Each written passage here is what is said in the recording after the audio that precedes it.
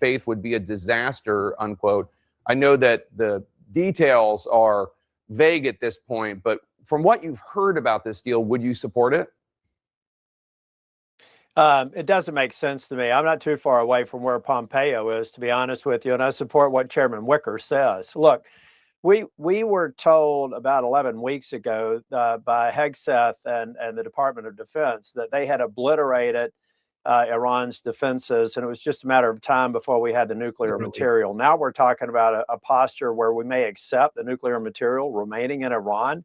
How does that make sense at all? Also, thank you. I mean, bro, they said we destroyed like 90% of their missile capability. CIA comes out and said, actually, it's more like 30.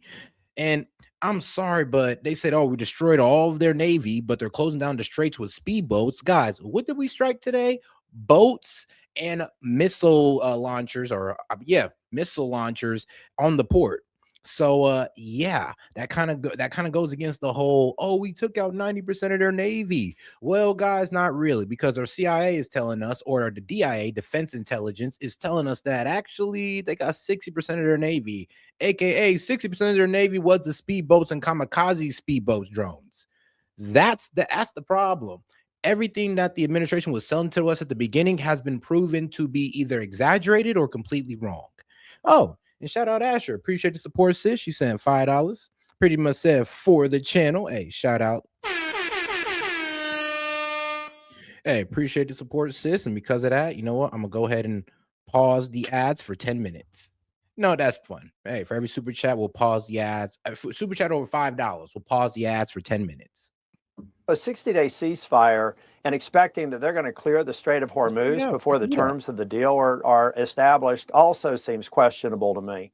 There are a lot of things that need to be explained. And as I've said before, any agreement with Iran that isn't subject to ratification by Congress is I think, going to be doomed to fail, just like the agreement we're trying to replace, which was the failed agreement by Obama.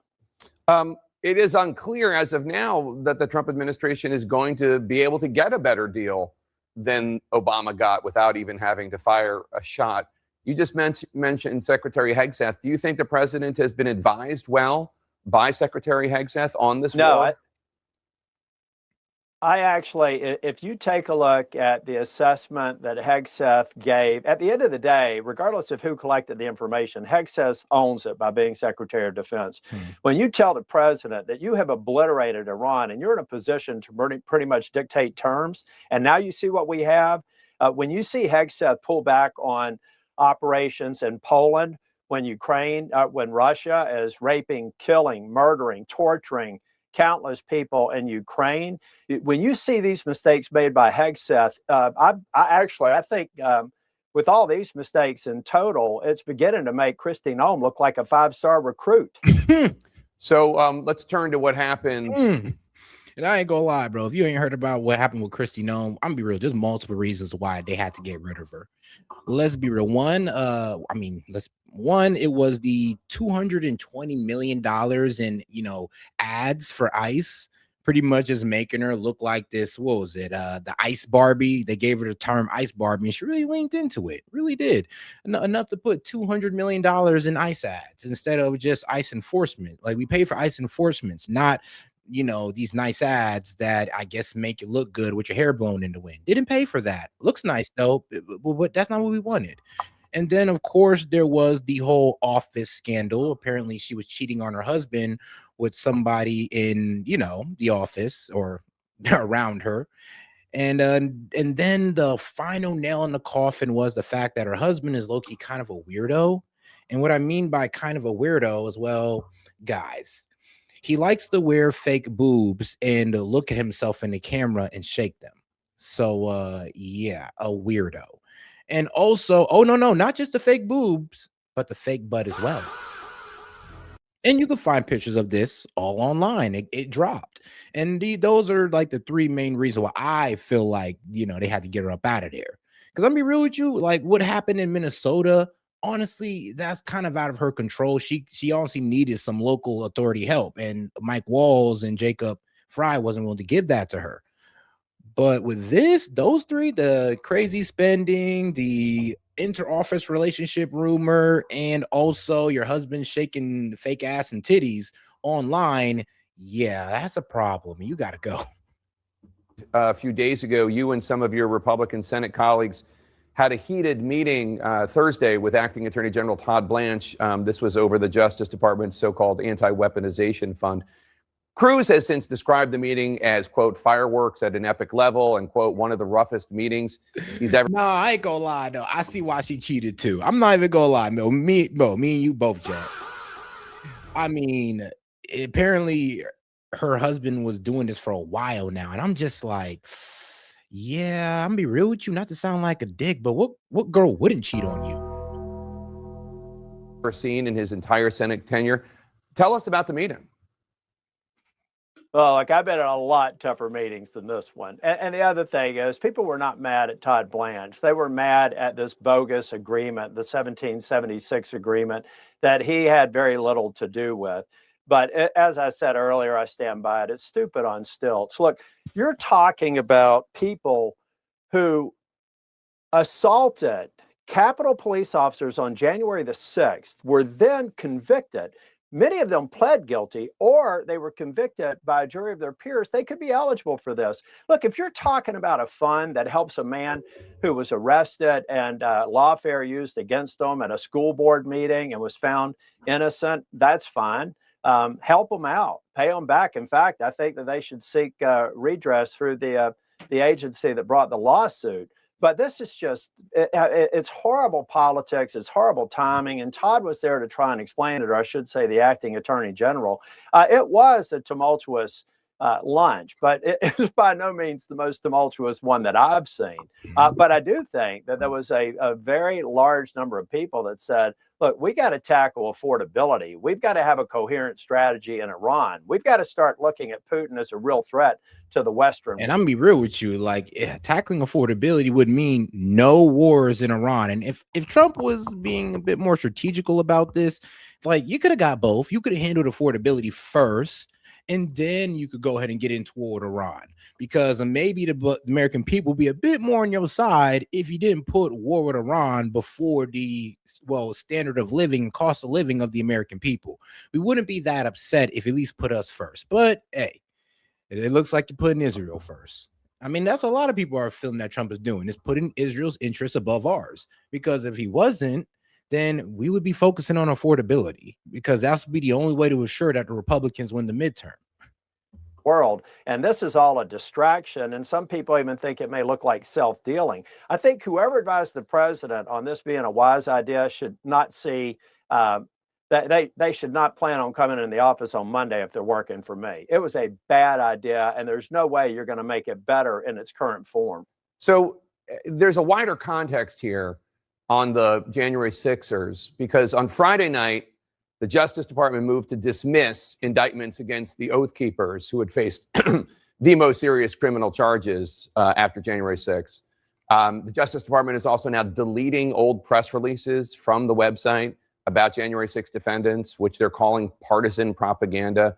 And then, in addition to obviously all the pardons that the president gave out to January 6ers, including those who beat up cops, some of them are now saying that they're going to apply for this payout from the anti-weaponization fund. And I guess the broader question I have is now, is the Republican Party now the January 6th party? Is the Republican Party a pro-insurrection party?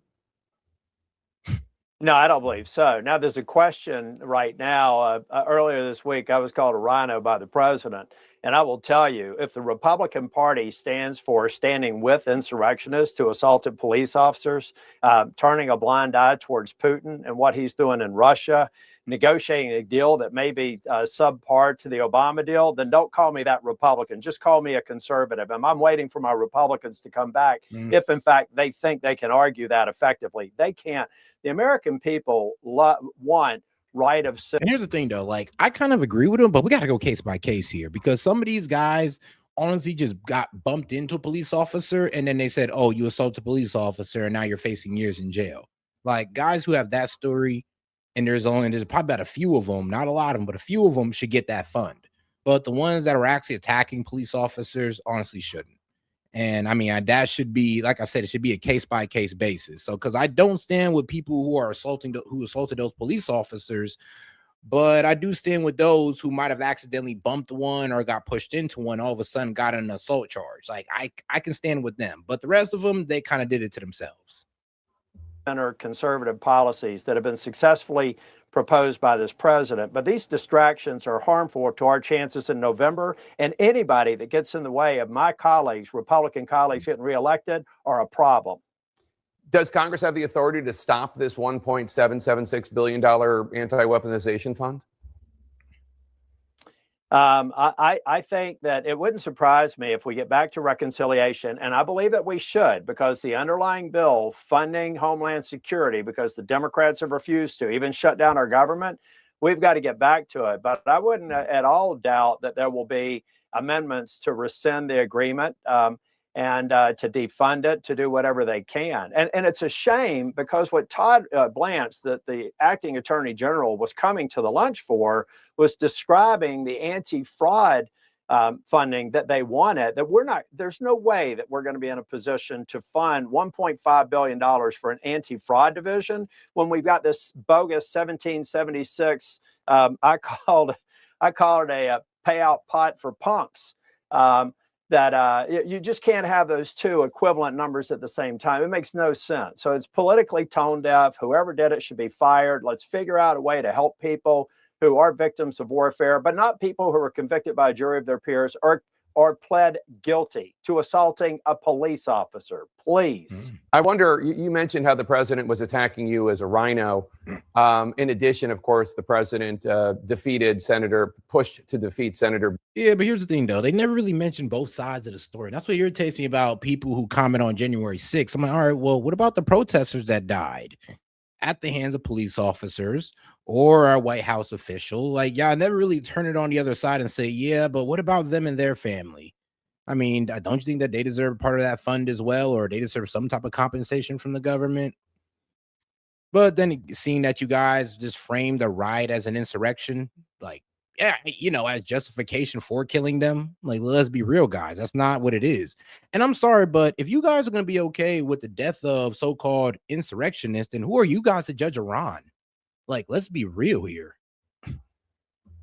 Bill Cassidy in his Republican primary in Louisiana not long ago. And now the president's endorsing the challenger, the ethically challenged Ken Paxton, in his race against incumbent Republican Senator John Cornyn. And there's a chance that Cornyn is going to lose his primary on Tuesday. Is there going to be pushback, not just from you, but from Kennedy? I mean, sorry, not Kennedy, from Cassidy and Cornyn, Senator McConnell, when it comes to all sorts of things, the ballroom, the anti-weaponization fund, anything else? Well, number one, I hate that Bill Cassidy lost. He's a great American, great senator, and I still look forward to working with him through the remaining our tenure here in the U.S. Senate. Cornyn, the same thing. And to call Paxton ethically challenged is to call Jeffrey Dahmer suffering from an eating disorder. This guy is an empty suit and will do us no service by being in the U.S. Congress. I hope the Texans realize how tough John Cornyn is, how pro-Second Amendment he is, how pro-limited government he is, how pro-America First he is. And when they go to the polls on Tuesday, I hope that they know that they've got a great American who deserves re-election, and the other guy is going to be nothing but an anchor on our conference for as long as he's in the U.S. Senate. And last question, though, is there going to be something of a you only live once, YOLO caucus of Republicans on their way out the door that President Trump has helped pressure and instigate?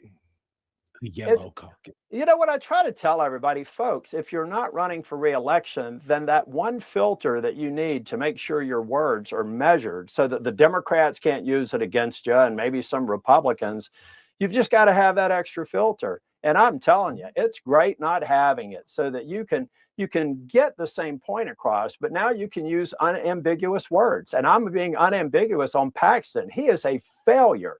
He doesn't deserve to be in the U.S. Senate.